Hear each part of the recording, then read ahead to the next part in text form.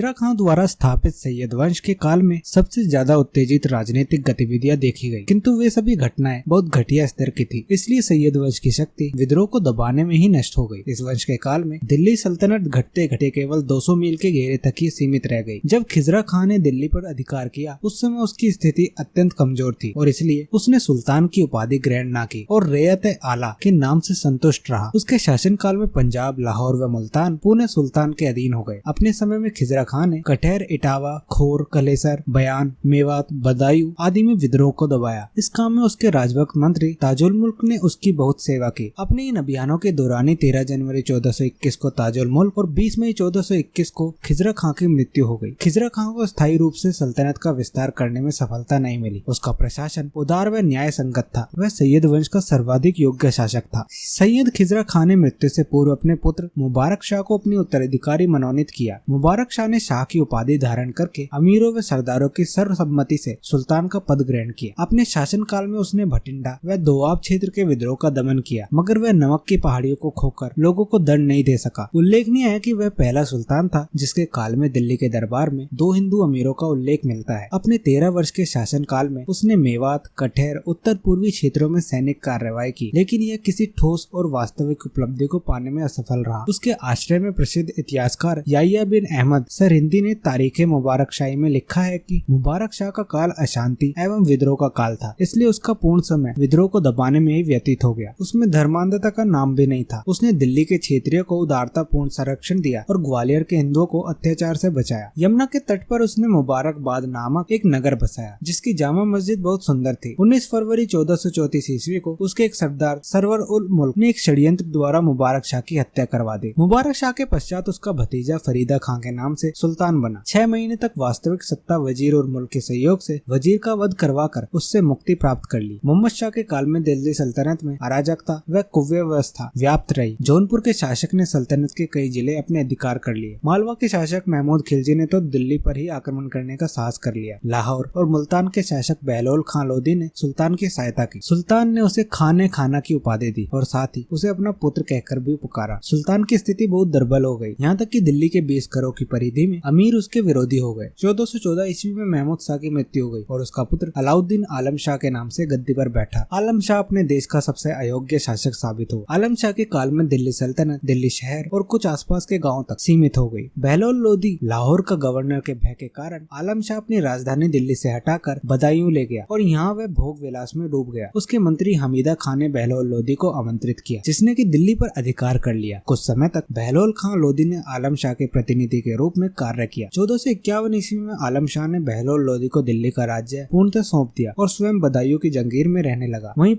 पर 1476 ईस्वी में उसकी मृत्यु हो गई। इस प्रकार 37 वर्ष के अकुशल शासन के बाद सैयद वंश का अंत हुआ और लोधी वंश की नींव पड़ी। तो ये थी कहानी सैयद वंश की। वीडियो पसंद आए तो वीडियो को लाइक करें, सब्सक्राइब करें और कमेंट जरूर करें।